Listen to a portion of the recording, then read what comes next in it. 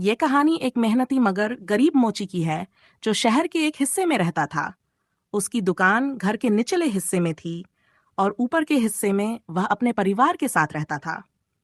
अपनी दुकान के एक कोने में उसने जूते बनाने के उपकरण सलीके से एक छोटी सी मेज पर रखे हुए थे। वह दिन रात कड़ी मेहनत करता था, लेकिन इसके बावजूद उसे इतनी आमदनी नहीं होती थी कि वह एक खुशहाल जिंदगी जी सके। एक समय ऐसा आया जब मोची की सारी जमा पूंजी भी खत्म होने को थी। वह बहुत परेशान था और सोचने लगा कि इस बार जब वह बिलों का भुगतान करेगा तो उसके पास नए जूते बनाने के लिए भी पैसे नहीं बचेंगे। यह सोचते ही उसका काम में मन नहीं लगा और जो जूते वह बना रहा था उसका चमड़ा वहीं छोड़कर वह अपने रहने वाले हिस्से की तरफ चला गया। खाना खाकर वह और उसकी पत्नी अपनी तंगी का हल सोचते सोचते सो गए। अगले दिन सुबह जब मोची नाश्ता करके अपनी दुकान में पहुंचा तो वह बहुत हैरान हुआ, क्योंकि जो चमड़ा उसने कल जूतों के लिए काट कर रखा था उससे जूते तैयार थे। और ये जूते इतने सुंदर थे कि उसने इससे पहले कभी इतने अच्छे जूते नहीं बनाए थे। मोची ने जोर से अपनी पत्नी को पुकारा। उसकी पत्नी दुकान में आई तो मोची ने पूछा, क्या ये सुंदर जूते तुमने बनाए हैं? उसकी पत्नी ने जवाब दिया, नहीं, मैं इतने अच्छे जूते कैसे बना सकती हूँ? मैंने तो पहले कभी जूते बनाए ही नहीं।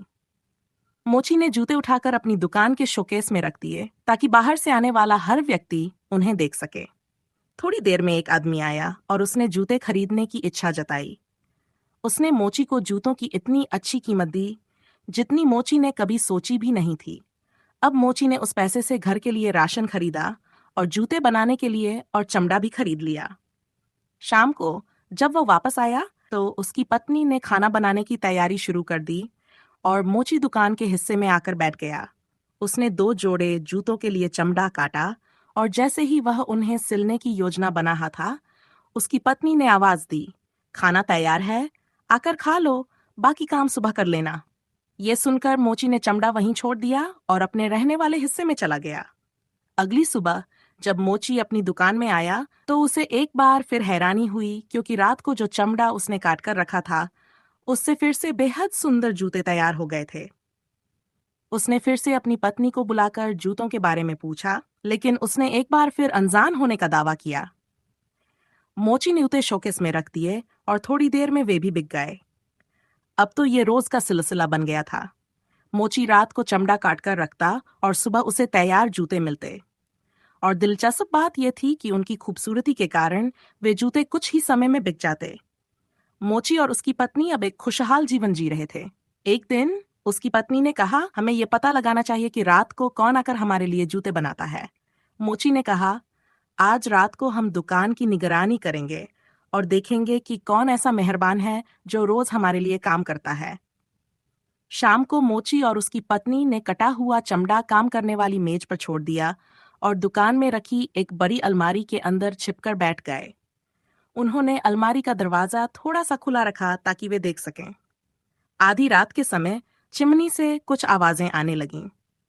थोड़ी देर बाद उन्होंने देखा कि 2 सुंदर छोटी छोटी परियां हवा में तैरती हुई चिमनी के रास्ते दुकान में दाखिल हुई और मेज के पास रखे स्टूल पर बैठकर उन्होंने जूते सिलने का काम शुरू कर दिया।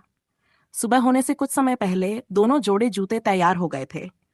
परियां सुंदर जूते वहीं छोड़कर हवा में तैरती हुई वापस चली गईं। मोची ने अपनी पत्नी से कहा, बहुत दिनों से ये छोटी परियां हमारे लिए अच्छे अच्छे जूते बना रही हैं।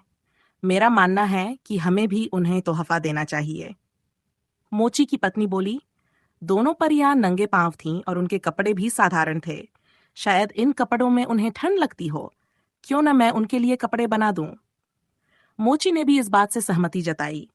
उसी दिन मोची की पत्नी ने दोनों परियों के लिए बेहतरीन गर्म जैकेटें बनाई और साथ ही छोटे छोटे खूबसूरत मोज़ों के जूते भी बनाए। अगले दिन उन्होंने शाम के समय काम करने की मेज पर जूते बनाने के लिए चमड़ा काटकर रखने की बजाय दोनों परियों के लिए जैकेट और मोज़ों के गिफ्ट पैक रख दिए और फिर अलमारी में छिपकर परियों का इंतजार करने लगे।